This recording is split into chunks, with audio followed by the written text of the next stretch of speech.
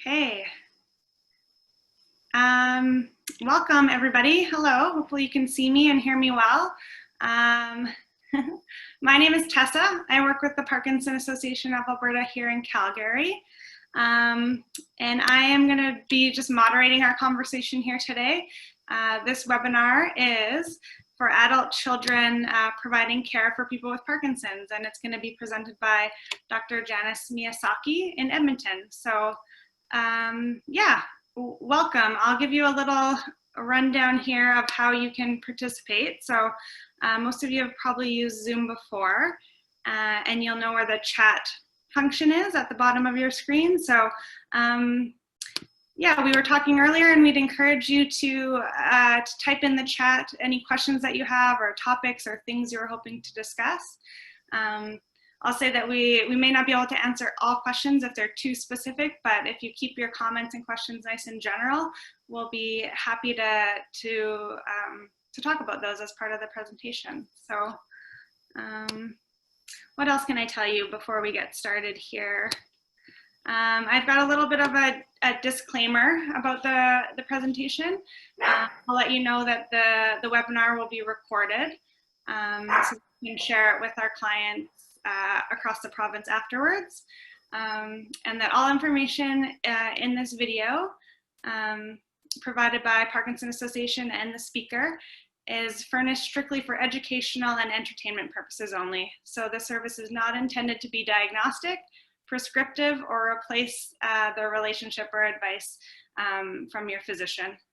So like I mentioned, general questions we'll be happy to field, but that's just a little disclaimer about our presentation and the information that we'll be sharing. And so yeah, next I will just, I'll tell you a little bit about our presenter. I've got a little background about Dr. Miyasaki. So she's a graduate from the University of Toronto, completing medical school residency and a movement disorders fellowship under Dr. Anthony Lang. Dr. Miyasaki joined the University of Alberta Faculty of Medicine and Dentistry in 2014, following 22 years at the University of Toronto. She is a professor of neurology and medicine at the University of Alberta, so in Edmonton. Since 2015, Dr. Miyasaki became the director of the Movement Disorder Program, comprising 10 physicians, including 8 neurologists, 1 neurosurgeon, and a neuropsychiatrist and geriatrician. Dr. Miyasaki has held leadership positions at the University of Toronto, the University of Alberta, and the International Parkinson Disease and Movement Disorder Society, the Parkinson Study Group, and the American Academy of Neurology. Dr. Miyasaki founded the first dedicated palliative care program for Parkinson's disease at the University of Toronto in 2007.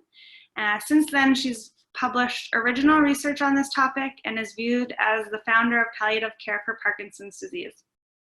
In 2015, Dr. Miyasaki established the Complex Neurological Symptoms Clinic at the K Edmonton Clinic at the University of Alberta with Dr. Wendy Johnson.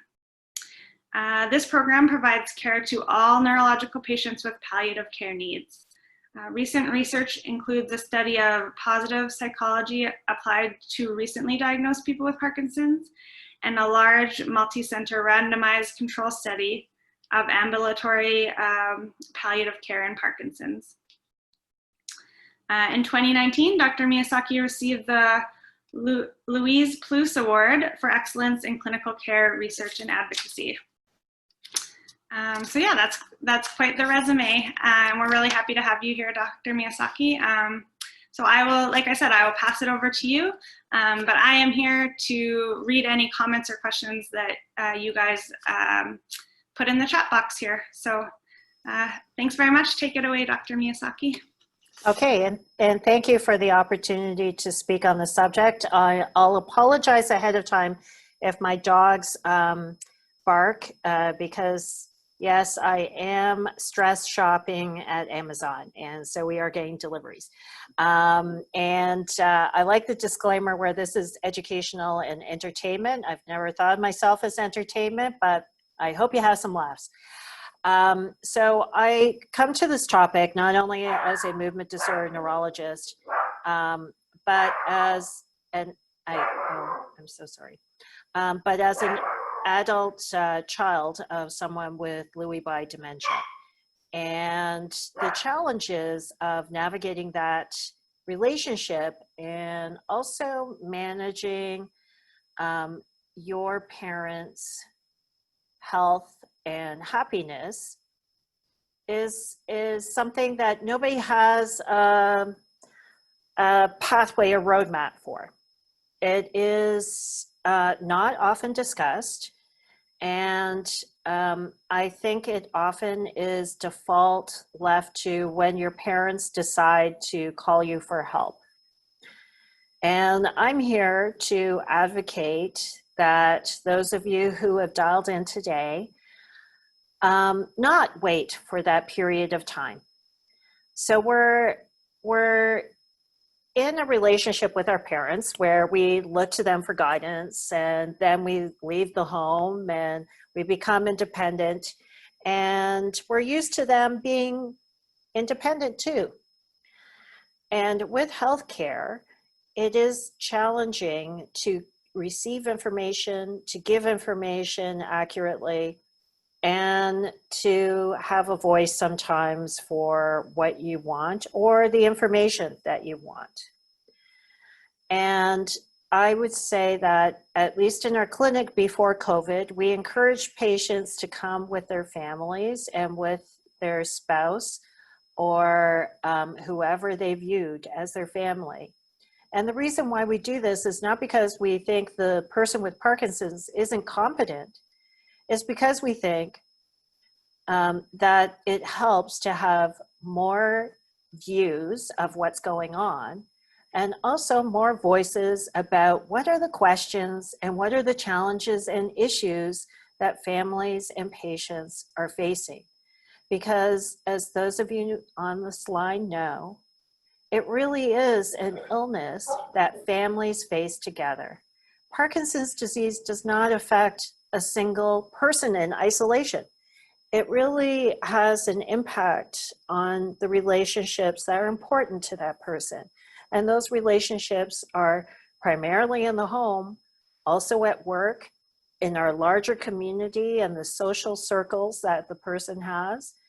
And the adult children are an important part of that.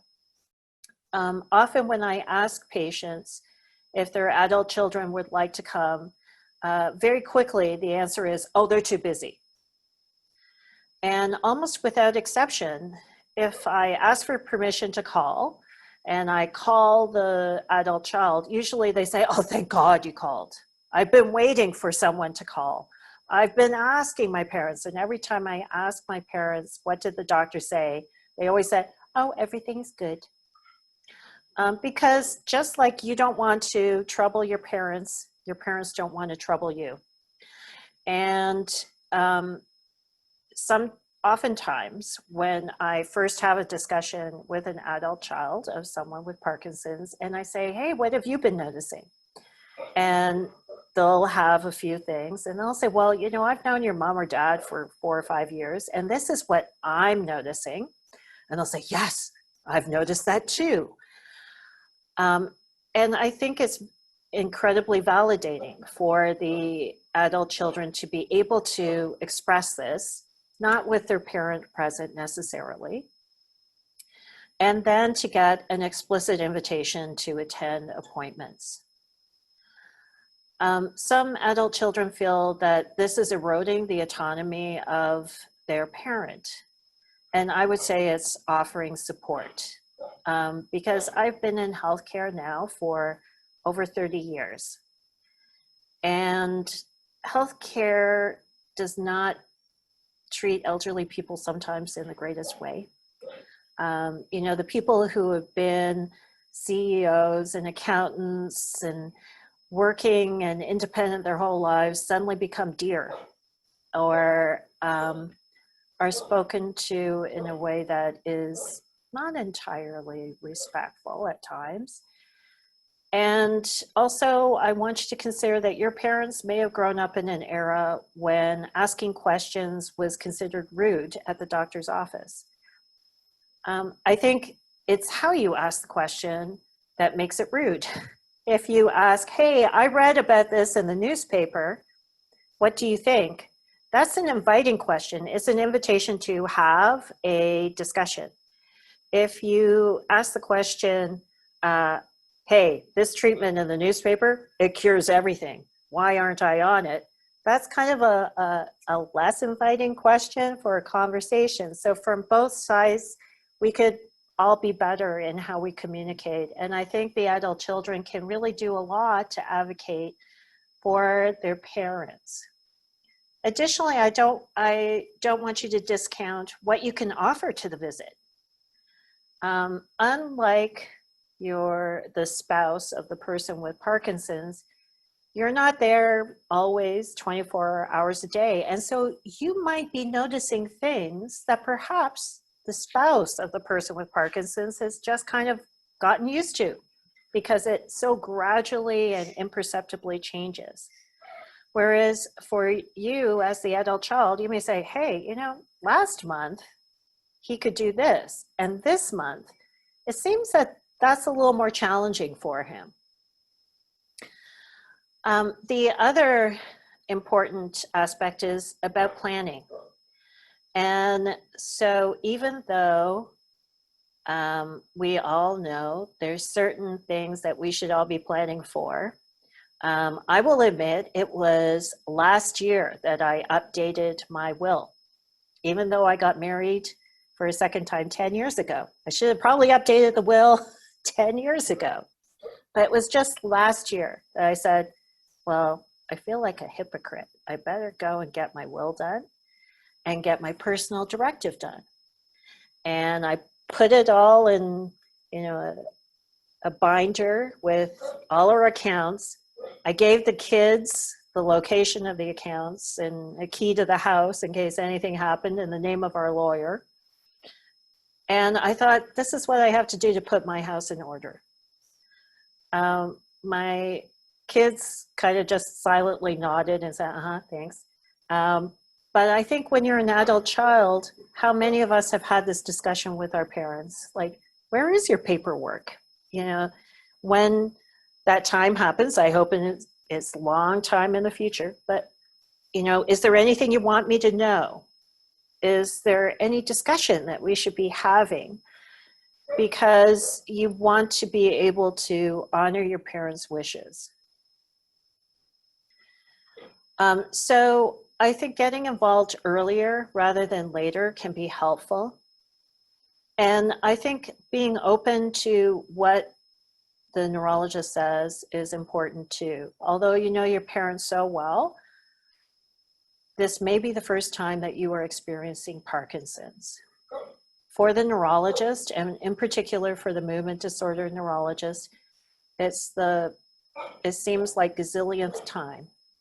And although every person is very unique and has different needs and different expectations, we also have a sort of idea of how things are going and what you may need to plan for and you may need to anticipate.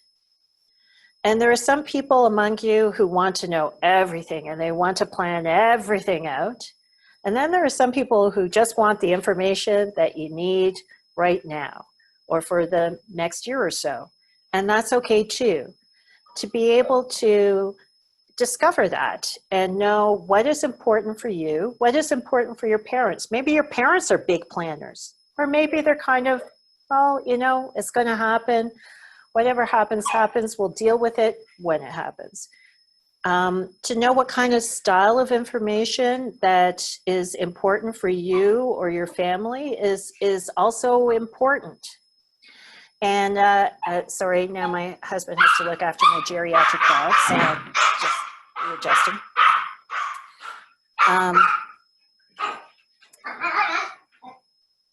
I really apologize for that. This is the not so good thing about working from home.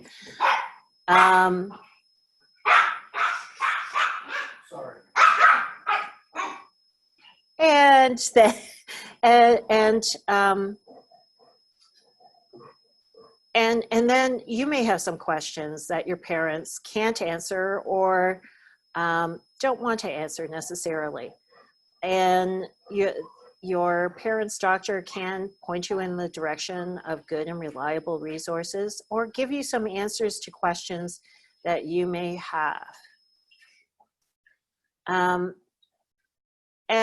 then this is a different challenge that patients, families have if the relationship wasn't that great even before someone had Parkinson's. I think we all imagine that every other household is happy and they all sit together on Sunday meals and everything is unicorns and rainbows. And yet that isn't the case for everyone. And for those children who have had a difficult relationship with their parents and still continue to be involved in their parents' care, I mean, like, I give you so much credit for doing that. And you should be proud of doing that. And we should want to support you for that. But also, if you want to say at some point, I tap out, that's also okay. Because there are some safeguards in the Canadian healthcare system to help people who can't always help themselves and look after themselves. And so I think you should also understand what are your healthy boundaries to be able to help your parent and at least do it in a way that is joyful. And try to do it in a way that allows you to still live your life. Because I think to completely sacrifice yourself, especially for those of you who are on this call, many of you will be in that sandwich situation. You will have young children of your own as well as your parents. And that is such a challenge to manage both. And then you have a job, and some of you have 2 jobs. And I want you to know that the people in the healthcare field do not judge you, or at least they should not judge you, because nobody knows what you are walking as you're trying to navigate this illness, which is very challenging and really so incompletely understood by the general public. And so well-meaning people may have advice for you, and some of it is good, and some of it is just completely off base, or some of it is hurtful. And I hope that you can sort of put it in perspective, that they're saying it from a good place, but it really doesn't help you. And so just ignore that and take what is good and use what is good. So that is just my opening for this conversation. And I hope that you have lots of questions about some of the challenges you have, or some of the challenges that you anticipate might be coming for you and your parents. Yeah, so I guess now is your opportunity. I don't have any questions in the chat box right now.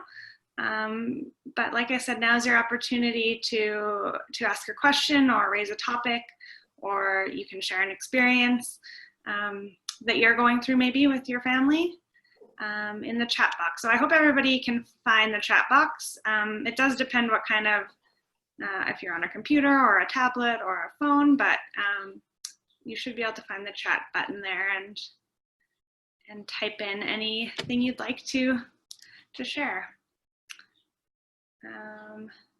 Yeah, we'll give it a minute here. I don't have any questions right now, but I'm kind of curious. How often do you find that families are involved with the care of their parent? I guess, like, how often are you seeing children and families at appointments?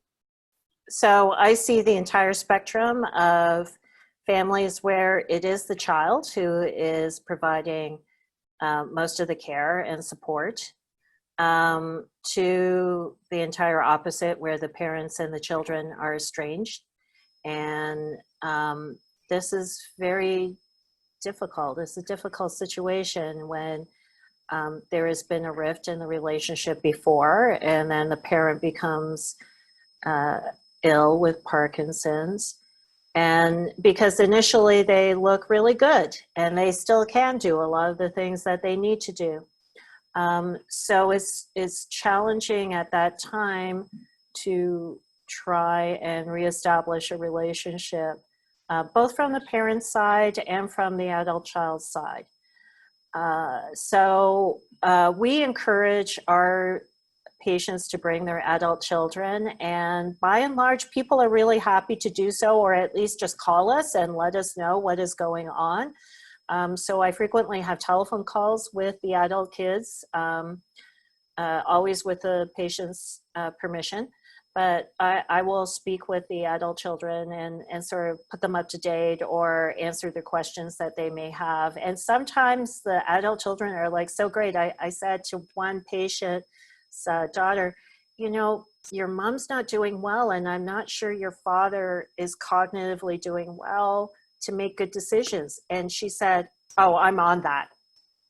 And she was on that. She just fixed everything, and next thing you know, they're all looking great, you know, clean clothes, everything's looked after, plans are in place, and things were better for the couple. So I think that every family's different. Yeah, great. I think that's really interesting. I like how you said it does affect the whole family. It's not just one person's disease. It kind of, it touches a lot of people in the whole family. And I think it's interesting to, you kind of touched on how it can change a relationship.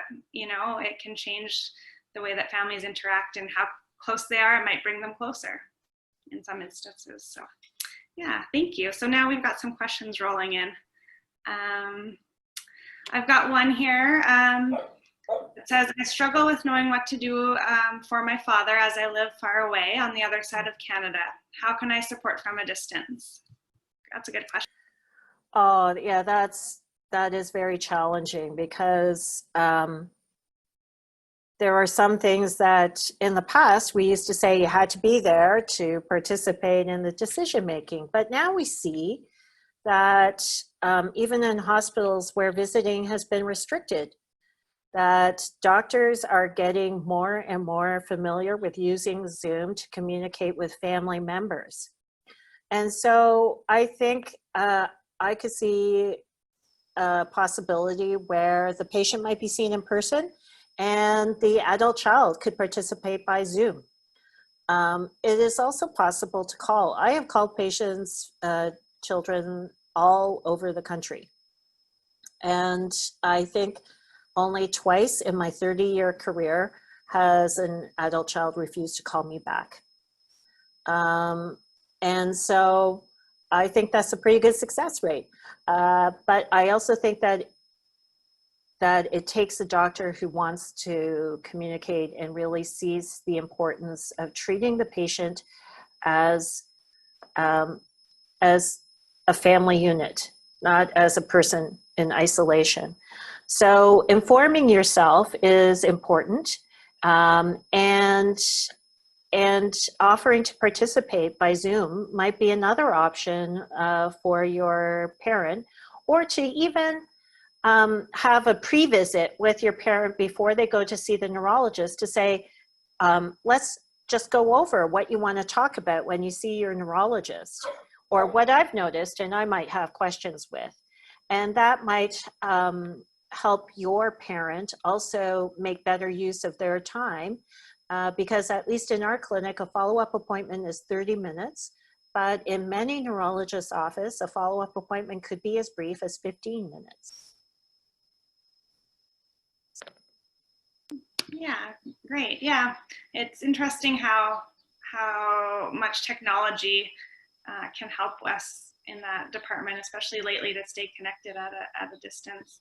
I've actually heard of, I don't know too much about it, but this technology, it's a tablet, and it's meant for someone who you're caregiving for who's far away, and they can have maybe their medication list, and they can tap it each time they take it, or it'll check in with them. How are you doing this morning? You tap it, you say good or not well, and the adult children or the family member who's in a different household can see that come up. It's a way to stay connected on a daily basis. So yeah, there are lots of technologies out there for that, I think. Yeah. Okay, the questions keep coming, so we'll keep going here. Okay, what would you say the average age of a person with Parkinson's would need palliative care? Oh, well, that's a very complicated question because palliative care is not end-of-life care. So all end-of-life care is palliative. That's often when you're in a hospice or you are needing home care, that is palliative. But palliative care itself is not limited to the end of life. So palliative care in, at least since the 1990s to now, has been working to see patients earlier and earlier in the course because it concentrates on treating patients holistically. So looking at what are the patient's goals and what are the patient's most burdensome symptoms and helping to relieve them. So theoretically, someone who is newly diagnosed could have palliative care needs because when you get that diagnosis, it's extremely stressful and it shakes up your world. So you're thinking, how am I going to be able to go forward? How can I have hope in the face of this diagnosis? And what is this diagnosis going to mean for me? And then palliative care may not be needed again until someone develops motor fluctuations. And perhaps for that individual person, it is again a really big signpost for them in their progression. So palliative care itself is not limited to an age or even a prognosis. It's really related to need. Now, that being said, there are very few centers in Canada that have neuropalliative care. And in fact, the only two centers are the University of Alberta and McGill University.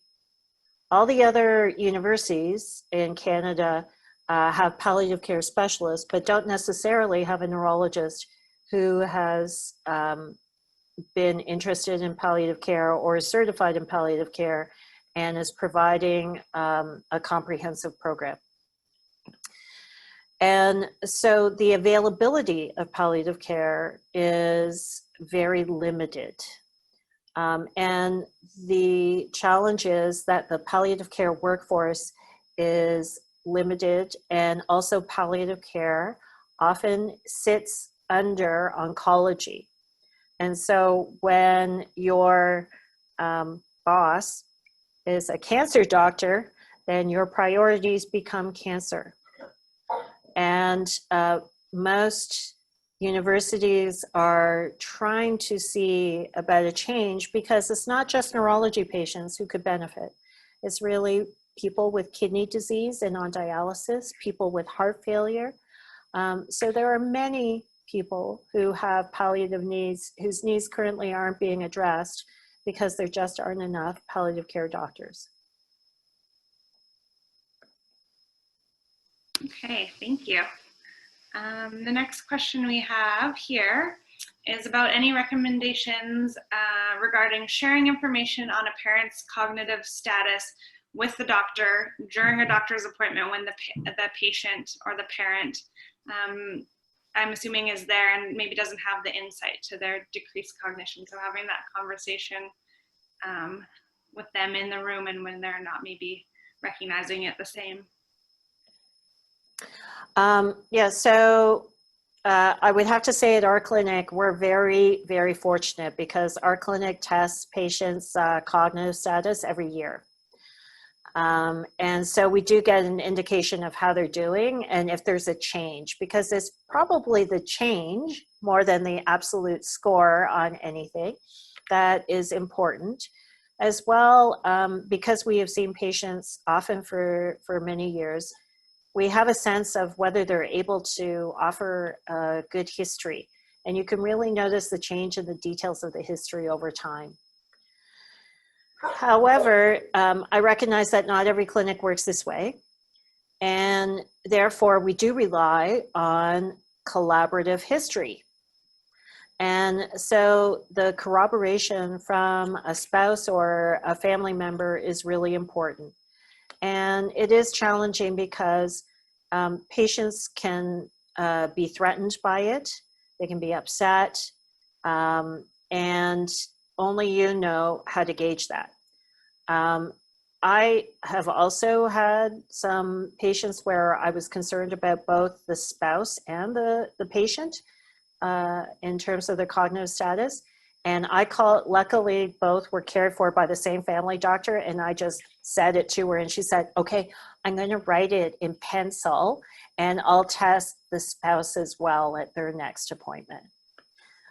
So I think you can, if you have an ongoing relationship with the doctor and you've been attending the doctor's appointments, I think you should feel okay calling and saying, I'm worried about this and this is what I've noticed. I'm not comfortable with you saying, I told you this. Is there a way that you could work in an assessment of their cognitive status? If you have a good relationship with your parent, however, then you may be able to say, well, you know, Dad, actually, I think there are things that you did make unusual decisions about that previously you wouldn't.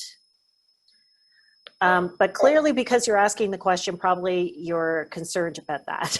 So I would say that the goal is always to do the best for the patient. And for a doctor to be providing prescriptions and caring for a person without knowing their cognitive status, they can't possibly be doing the best. And I hope that makes it feel a little more comfortable for you to share that information, because it is important. And the doctor has to do things based on what they see and what they hear. And if nobody is telling the truth in the room, then it's hard for the doctor to do the right thing. And sometimes even when I discuss it with patients, patients fire me, they leave and never come back. And you know, it's a threatening issue to have to confront that you're not as cognitively sharp as you used to be.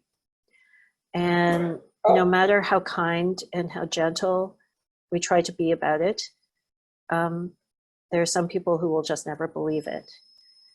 And I think, though, that honesty is still important. Yeah, that's great. That's great advice. I would say that that's often the scariest thing for people, about all the losses that can kind of come along with Parkinson's, the loss of cognition and memory. Those are the scariest for people and the toughest to talk about for them and for their families. So yeah, that's a great question and a great answer. I'm gonna, while we're kind of on that topic, I've got another question here about how to deal with my dad who has short-term memory loss and cannot remember things like names and numbers. So it's kind of along the same lines. Yeah, so there are some simple things like I remember I got my mother this is when dialing telephones were still used, but it had pictures, and you could program the telephone numbers according to the picture. So I put our pictures on the buttons, so then she wouldn't have to remember the telephone number. She could just push the picture to call our cell phone number. And remembering names, I guess the context is important. So can the person write a follow-up about what context the remembering names is?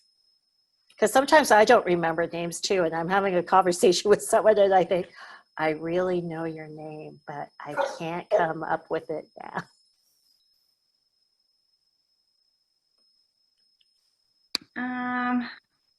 don't see a response here yet. Okay, we'll wait for them to write a clarification on that.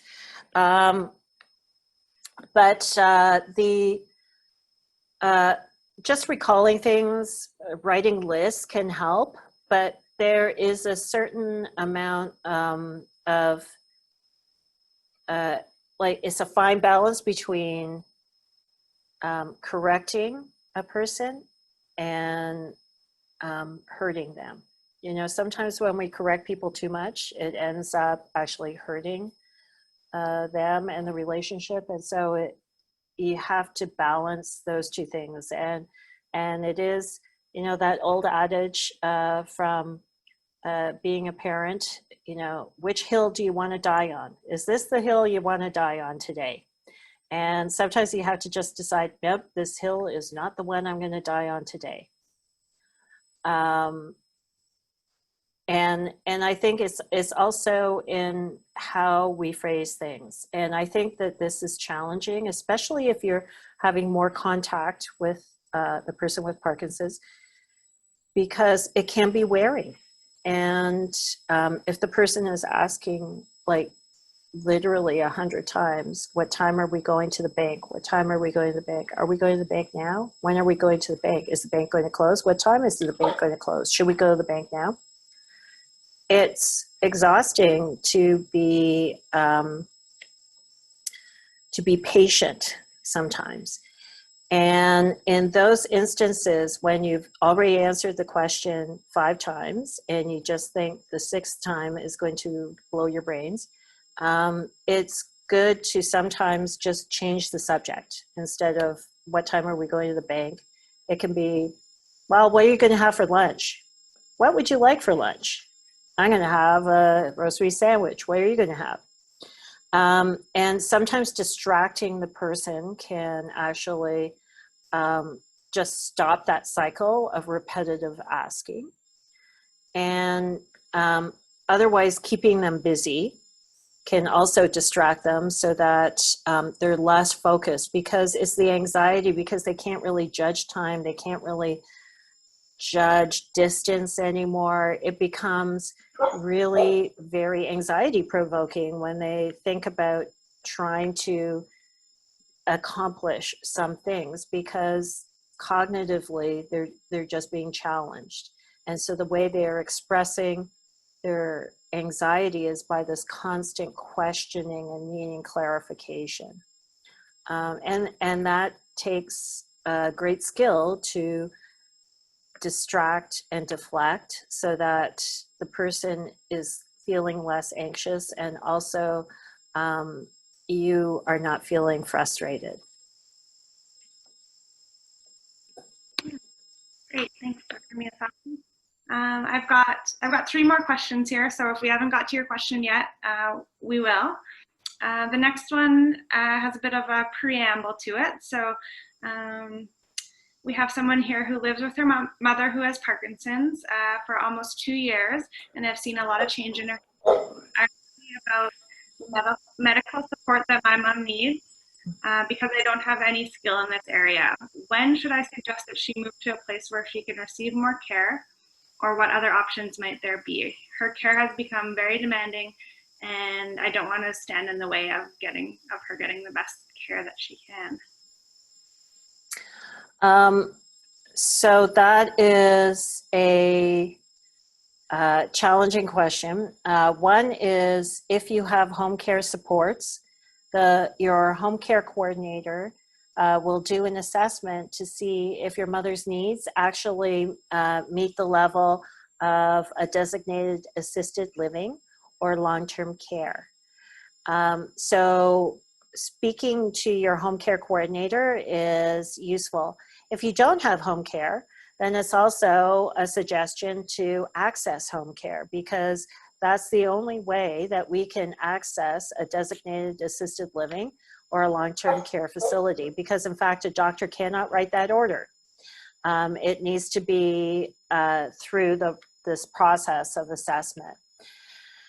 If the care is getting challenging, or you're at all concerned for your mother's safety, or the amount of care is so much that you are not able to participate in your other family activities, and you yourself are feeling strained, that's probably a time when you should be seeking outside help, either from home care or a service called managed care.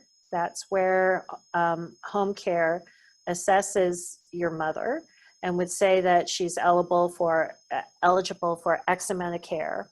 And instead of them providing the care, they give you the money and you hire someone to fulfill that care for her.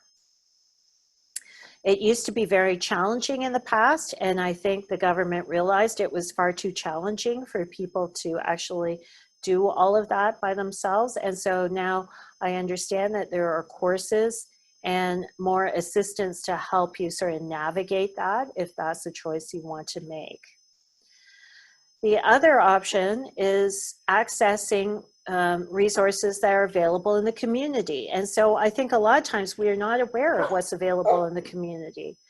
And in Alberta, we're very fortunate because there are many day programs that will provide care for people with complex medical needs, and also look after the medications for them if they need a dose of medications during that day, and provide them with the intellectual stimulation to participate in social activities. So in Edmonton, we have a program called Choice, and that is for high-risk individuals who have either been hospitalized in the last year or have such complex medical needs, they're at high risk of being hospitalized. And the Choice program offers an on-site family doctor, pharmacist, a nurse, home care coordination, as well as physiotherapy, sometimes occupational therapy, and other services. And people participate in the day program 1 to 3 times a week, and they get a hot meal as well. It's quite an excellent service. It's nothing that exists outside of this province, and we should be very proud that in Alberta we have access to that program.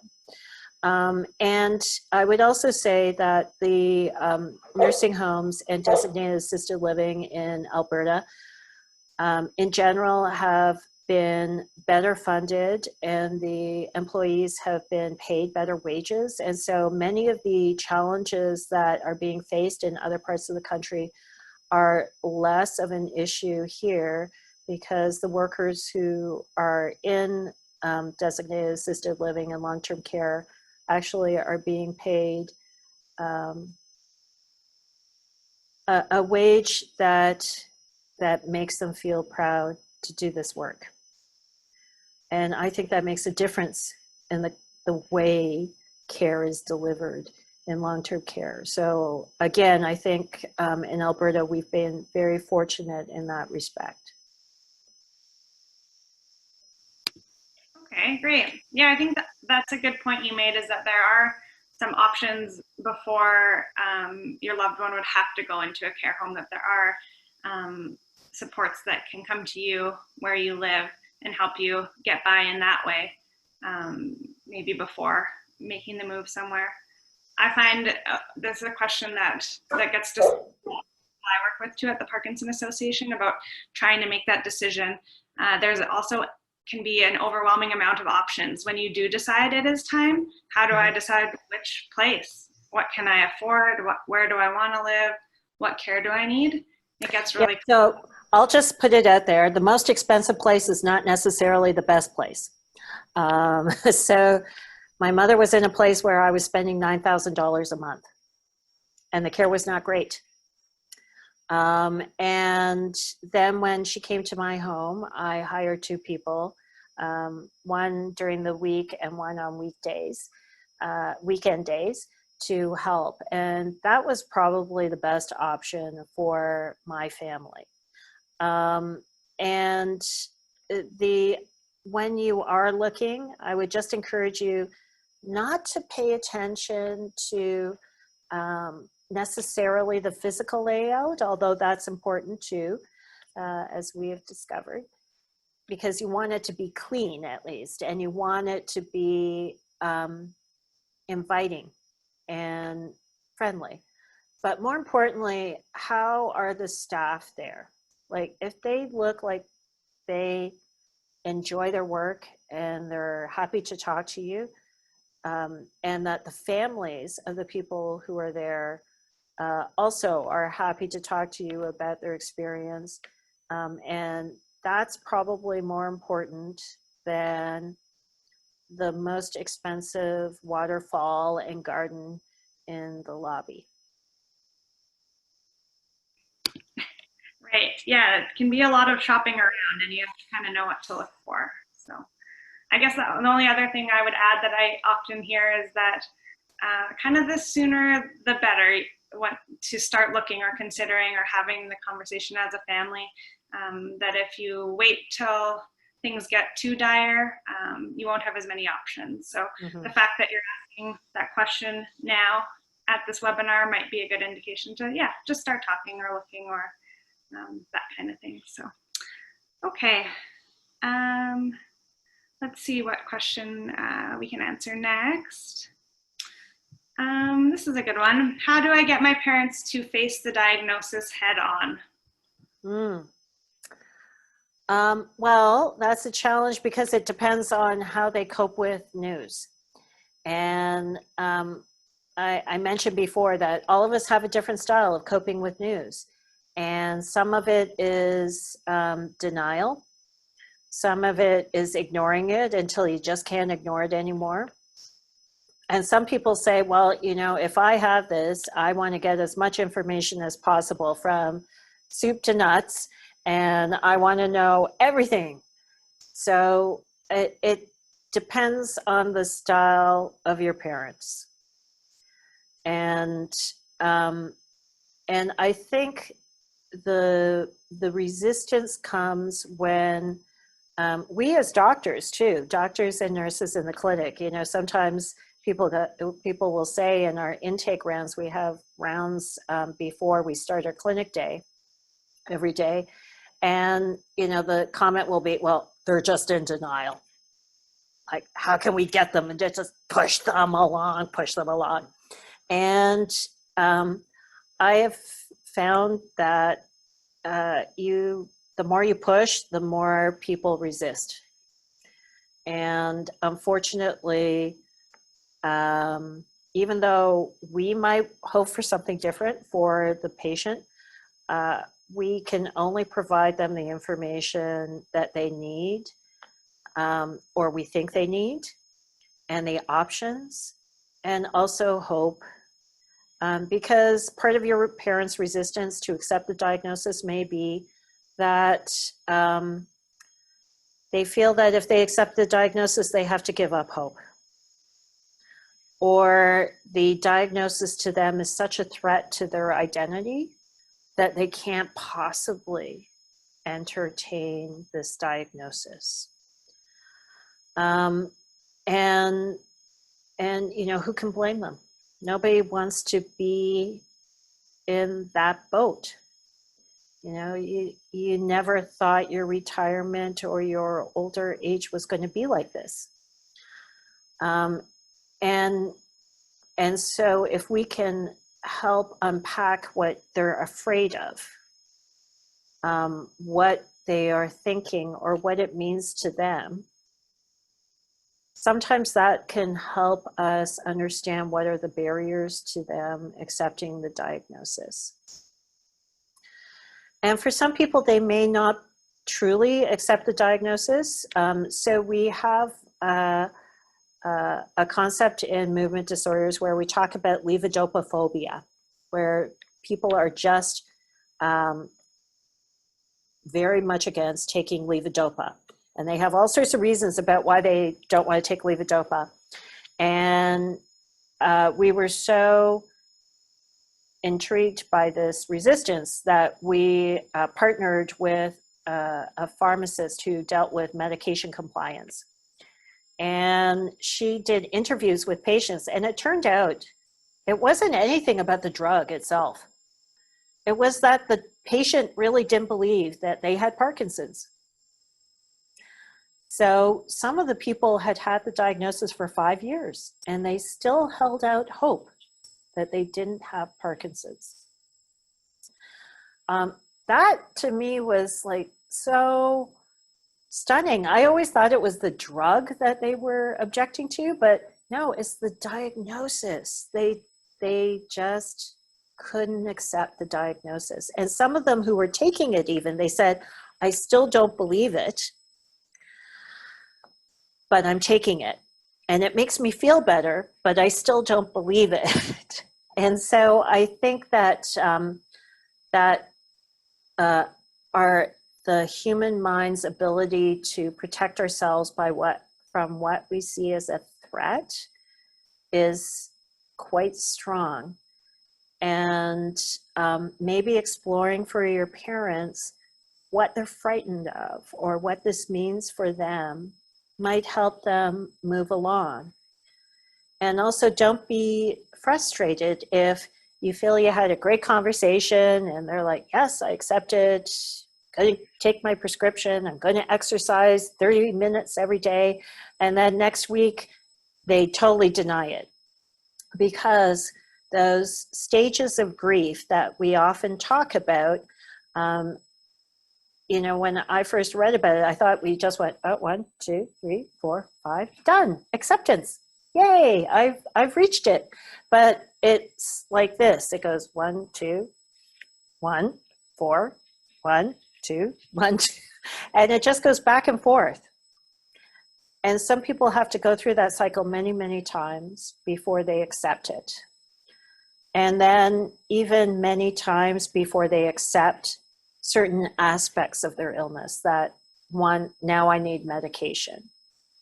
2, then I have motor complications. 3, I'm not as cognitively sharp. And they may go through that whole cycle again of grieving, because really they are losing when they accept in some respect. They're losing that identity of themselves as a healthy, whole adult. We're shaking up that identity for them. And I think it may just take time, but you can help by asking those helpful, kind questions and trying to emphasize that there's still so much life to live. Yeah, I totally agree. That's great advice. Holding that hope for them if they maybe can't find it themselves. And Dr. Miyasaki, would you say that sometimes things like depression and apathy that can go along with Parkinson's can probably also come into play there with accepting or moving forward, you know, with their Yeah, so untreated mood disorders are very common, and so it's important if your parent has that either their family doctor or neurologist is aware of it. And once again, we do screen for that in our clinic, but it's really self-report. And so if the patient feels that they're just doing fine, it may not come up in the screening. And that can really have an impact on your ability to absorb information, act on information, and advocate in your best interests. Great. Okay. So I've got 2 more questions in the chat box here. So yeah, we'll get to those. The next one here, we're kind of going back to the cognitive side of things. What's the difference between cognitive difficulties and dementia?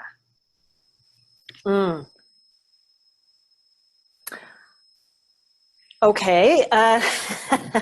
Technically, dementia is the state when we have lost our ability to cognitive skills to a sufficient degree that it impacts day-to-day function. So if you think about it, an example might be someone who gets lost in their neighborhood that they're very familiar with, or a person who really can't manage their finances anymore when they have always looked after their own finances. Whereas cognitive difficulties often encompass things that are minor, like forgetting names, forgetting some facts, but then it comes back to you, or having some cognitive slowing, but you're still able to get to that point of solving the problem. It just takes you a little longer, and maybe you have to go over the details of the information a bit longer in order to come up with the solution. I will say, though, that for some of our patients, they clearly do have dementia. And when you say the word dementia, it is really upsetting to them. And because in their minds, they're not thinking of that medical definition that I just mentioned of having enough difficulties cognitively that you're having problems with your activities of daily living. They're thinking about, you know, those movies from the 1940s where demented people were running around and they were kind of like zombies. And patients of a certain age would say to me, "I'm not crazy." And so sometimes I just call it memory and thinking problems. And maybe that's bad on me. But for the majority of my patients, they accept it when I say, you know, there are things that I'm not as sharp as I was 5 years ago, but there are things that really you're not able to absorb all the information well. And I think it would be helpful for you if your spouse helped you with some of these decisions, or if your children, you discuss things with your children before you came up with a final solution. Does that help that person? Yeah, well, it helps me. It's a good reminder because dementia, like you said, it's a scary word for people. Mm-hmm. It really, yeah, it can be really scary. So having the definition behind, you know, what that really means, I think that would help. Oh, and she said, thank you. Thank you. I will say that there is a move from the Diagnostic and Statistical Manual written by psychiatrists to call it major cognitive deficit. But I don't think that that helps people understand it any better. that sounds kind of scary as well. Yes, that also sounds kind of like major cognitive deficit instead of difficulties with memory and thinking. Okay, I'm going to read out our last question here. This says, is there supports for spouses of the person with Parkinson's? And if so, what kind? And I think you did mention a lot of supports that are for families and would be for spouses too, but maybe you can add anything. Yeah, so first of all, also educating yourself about Parkinson's and the Parkinson Association of Alberta website, the Parkinson Society Canada, and the Parkinson Foundation in the United States are good, reliable resources because you don't want to go to any fly-by-night website. So first, arming yourself with information. And there are caregiver support groups. So this is actually held at the time, which is usually the caregiver support group, which is usually for spouses or partners of those with Parkinson's. And so it is helpful to meet with a group that is safe and has those Las Vegas rules. What happens here stays here, right? It's all very confidential because you need a place maybe to say things are kind of crazy, or I don't know how long I can take this, and feel that you are not judged. But also it's an opportunity to get information because someone else has walked this path before you, and maybe they have solutions that can work out.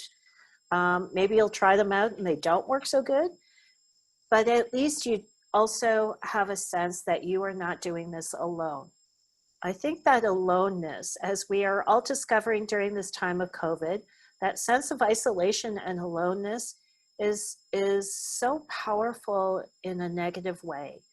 And when you can feel that other people are kind of experiencing this too, it reduces a bit of the pain for you and definitely reduces the isolation. So I would encourage you to go to a caregivers group. I will say that some of my patient spouses in Toronto, because it's such a huge population there, now it's 8.5 million people, they used to find subgroups within the caregiver support group, and they used to find like 6 people who they really liked, and the 6 people would meet for coffee or have a book club or do something else, and it might actually lend itself to a social outlet that can sustain you and give you some respite too. Yeah, great. I can definitely vouch for again, I'm in Calgary, and our caregiver coffee group that meets here is, yeah, it's an amazing resource for information, ideas, and just camaraderie. Like you said, that you know you're not alone, and there's lots of other people struggling away alongside you. Yeah, for sure. We did have one more question just come in. So, is not having the desire to bath or shave on a daily basis a sign of anything? Yes. So that, you know, those are our daily, although I will say there was a New York Times article about wearing your pajamas all day long. And, but not to make light of this issue. But not wanting to bathe and get dressed can be a sign of depression, because just everything feels so effortful to, you know, do anything, and it's just easier to stay where you are. It may also be a sign of apathy that Tessa mentioned before, and apathy is a lack of initiative. So some of your parents may be, you know, they may have been really outgoing, organizing all sorts of social activities, and then when they got Parkinson's, they just stopped doing them. And you want them to come to a family get together, and they just not wanting to do that. And you say, come on, let's exercise. The doctor says good for you. And it's like you're just pulling this person who has the brakes on, and you just want them to just walk a little bit. So these are signs of apathy. Apathy is probably the biggest concern for patients and spouses, because they can put up with the physical disability to a great degree, but people without Parkinson's find it inexplicable when you are given potential tools to help you that you do not take them. So the not getting dressed and showered might be a sign of very severe apathy, that he or she has lost interest in day-to-day activities. And then it may also be a sign of cognitive decline, because to get dressed, you know, we take it for granted, but to get dressed, you have to sort of figure out front to back. Sometimes I don't get it right, you know, my tag's in the front. Which sleeve goes in first, how to do up the buttons straight. In the shower, you know, navigating that. It might be a physical disability too, that they just feel so uncertain getting into the shower, but they don't want to tell anyone, because then, you know, people will call home care, and people will come into my house and they'll make me use a shower chair. So there could be so many reasons, and probably a few reasons that I didn't even think of in that brief time. But those signs are really concerning, and you're right to ask questions about them, and to try and help your parent be more engaged in day-to-day life. Yeah, that's very well said. That's another really tough one for people. Apathy, there's no easy answer. And that it does affect, again, it affects the family, not just the person. So that is all the questions that I see.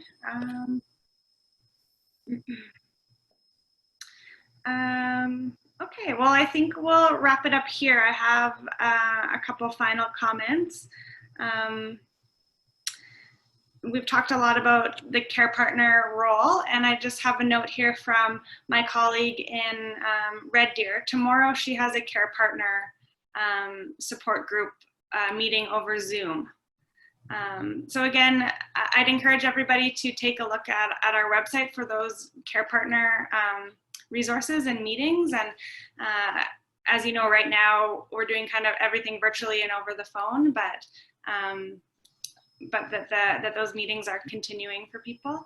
I want to thank you so much, Dr. Miyasaki, for being here today. You've got lots of insight and great advice, I guess, or you've helped a lot of people with Parkinson's and a lot of families, you can just tell.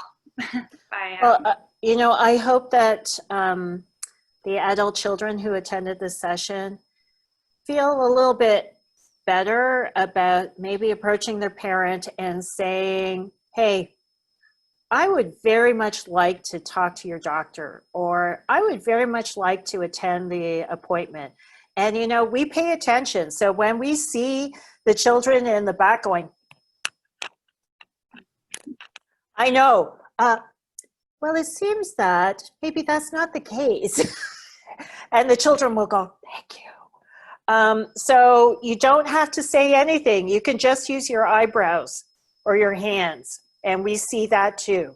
And that's helpful. You know, I think it's a foolish doctor who doesn't want to see their patient's family, because the families can just help us so much and help the patient be better. So thank you so much for taking the time in the middle of your day to come and listen to me blather. And I hope that this was helpful for you. Yeah, definitely. I think it was. I'll remind people, if they want to watch it again or share it with anyone else, share it with the rest of the family, that again on our website. So we're the Parkinson Association of Alberta.ca. And this will be on there starting tomorrow, as well as all our other webinars. So I'd invite you to take a look there. And with that, I think we'll call it a day. So thank you again for your questions. Thank you, Dr. Miyasaki, and bye for now.